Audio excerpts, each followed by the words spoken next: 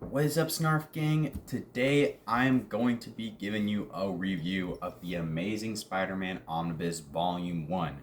This is the crowning piece of my comic book collection. It's probably the most valuable comic book I own, at least in this format, because this thing's freaking expensive now. I'm sorry to all of you who want to start collecting this after I talk about how good it is, but this thing's like $250 for the Omnibus Volume 1, and every subsequent Omnibus, other than Volume 5, is around the same price, unfortunately.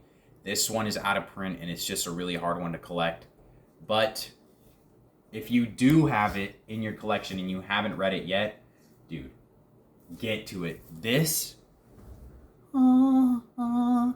it's peak. Peak! Bro, I'm telling you.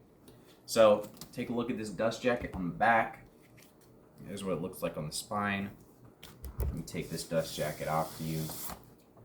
On the front, you can see the Amazing Fantasy 15 cover.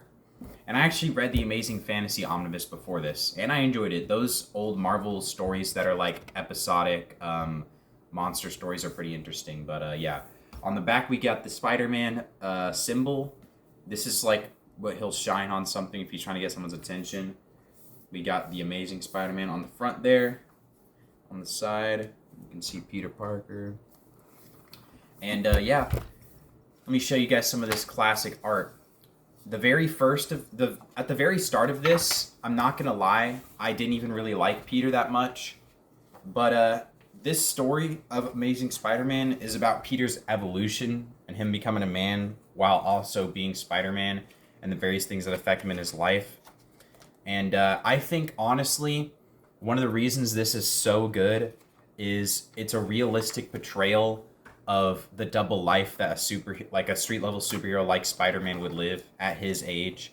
Because his mind's always preoccupied all the time about, like, crime-fighting stuff and the personal issues going on in his life, which can cause him to snub people occasionally when they're trying to talk to him. And a lot of people don't like him because of that. He also has to go to certain places he doesn't want to go, be with certain people he doesn't want to be, just to do stuff as Spider-Man, which ends up ruining some of his personal relationships. He basically scares away all the hoes, unfortunately. But you get to see the origin of a lot of Spider-Man's most famous villains in the Rogues Gallery. These aren't their most famous, the Enforcers, but if you're reading Silver Age Spider-Man, you'll see him fight people like Electro, Dr. Octopus, the Green Goblin, Kraven the Hunter, Mysterio, the Scorpion, Falcon. Like, so many classic Spider-Man villains all show up in this. And it's kind of fun reading Silver Age stuff because you'll be reading issues that are just like origins of villains, like back-to-back, like very first appearances, and then randomly you'll just be reading a story about like an AI robot that looks like a microwave that Spider-Man's fighting. That's the Silver Age for you. And let me tell you, I've been reading a lot of Silver Age comics lately. This is like as good as it gets, in my opinion. Like, Marvel was crushing it in the Silver Age. I'm not saying DC was bad or anything. Y'all know how I feel about Marvel and DC, but...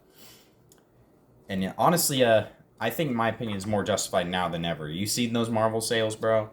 But yeah. Showing you, look at that. Classic art. The relationships in this book I really like because I feel like the reasons why they don't work out are valid every time, you know? I don't feel like they just arbitrarily make the relationship not work over some BS because they want to keep it like will they won't they going on. I think that it actually shows the realistic struggles that you'd see in a hero's life. Like, bro, this stuff is just so peak. And also, I think it's issue 31 through 32, maybe. Let me check. 32 through 33, bro. Peak. If you don't know, that's the issue where Spider-Man, his aunt is bedridden and dying, and he needs to get this, like, serum. Not necessarily a serum, but it's like a, something he needs for an experiment in order to create a cure for his aunt, because he had to do a blood transfusion with her, which gave her irradiated blood, which is like slowly killing her. Because his Spider-Man like blood or whatever is irradiated.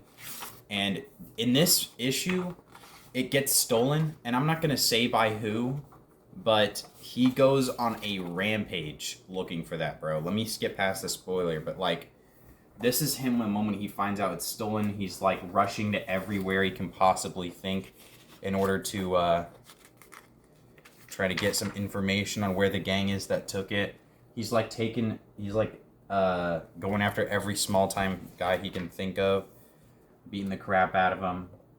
It's just great. And then the emotional like triumph in the next issue of him having to muster all of his strength together. Spoiler alert, but this story is also like older than I am by like 20 years. Like at least, probably even more than that. So you don't really like got an excuse if you're unk for not reading this yet. But new people are born into the world every day, and I don't want to spoil it for them. But oh my gosh, man. Now, if I had to give this a rating, in terms of writing, I'm going to say 9.5 out of 10 because this stuff, the writing is really good. I love the writing so much. The Silver Age writing, like, it's episodic and there's a long overarching story, which I really like. This totes the balance between that line absolutely perfectly, and it keeps you invested the whole way through. The villains are very interesting. They actually show back up again, which is something that they asked them not to do a lot in the letter pages of these old comics back when I go back and read them, but they were tweaking, bro.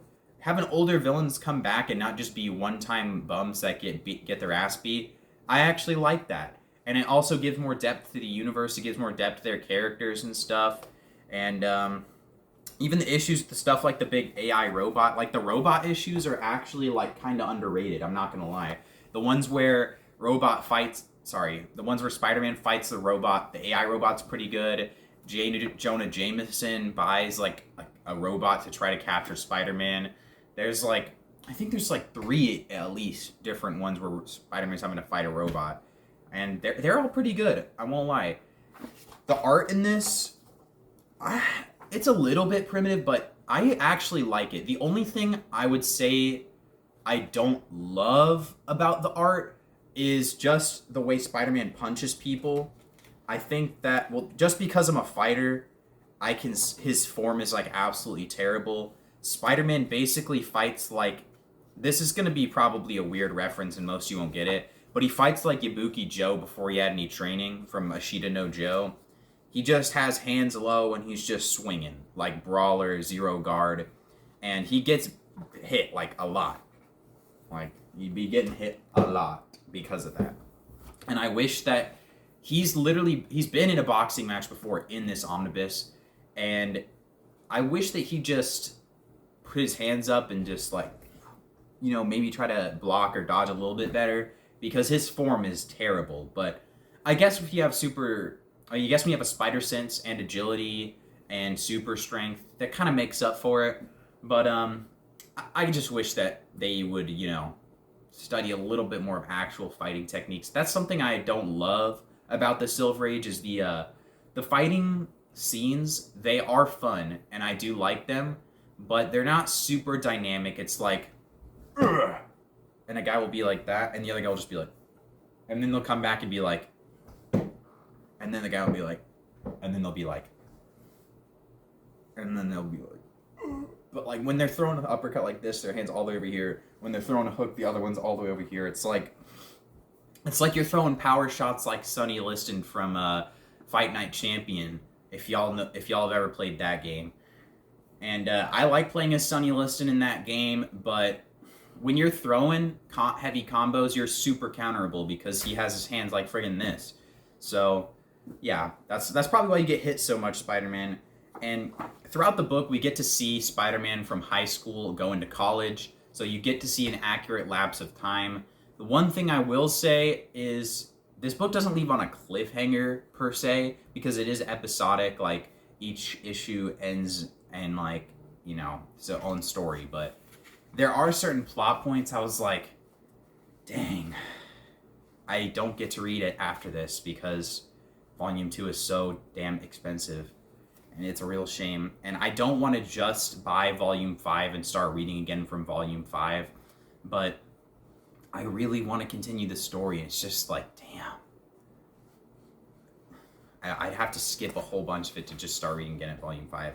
Or I'd have to break out the big bucks. And I've already broken out the big bucks like a couple times for some stuff that I wanted lately. And I'm trying to not do that for a while. And even though I've broken out the big bucks, I still technically haven't even really paid market price for stuff that I was buying. I've just paid more reasonable prices per se.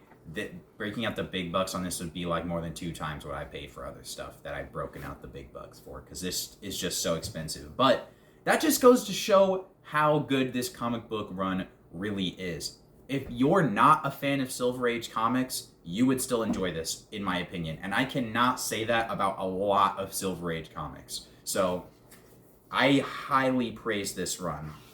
The one thing I was thinking whenever I was reading through this is it is absolutely timeless. Now, one thing I will recommend to people who don't like reading Silver Age stuff is a lot of the time you can skip these like yellow. As I was saying, for people who don't really read Silver Age stuff, a lot of the time I feel like you can skip this top yellow box, because a lot of the time it is saying what's happening in the picture, and if you can just read it without really needing that, most of the time you don't have to. Occasionally there is exposition, and I think they make the boxes pink a lot of the time when there is, but if there's just panel after panel with no text in the middle of it, you would probably want to read those. But to be honest, I think that the text that's in those yellow boxes, a lot of time it's kind of cringe, and it also interrupts the action that's going on a lot of the time. So I prefer not to always read them. And I know for some of you that might be sacrilege, oh, you're reading the comic wrong, but that is personally how I enjoy it, because I started out reading manga and modern age comics. Like, I'm just not used to reading a descriptive piece on the like panel I'm about to look at. That's just not what I like doing. It just really slows down the reading process, and this already took me a long ass time to finish. But long story short, I love this shit. This shit is like top 5 for me. Snarf Gang out.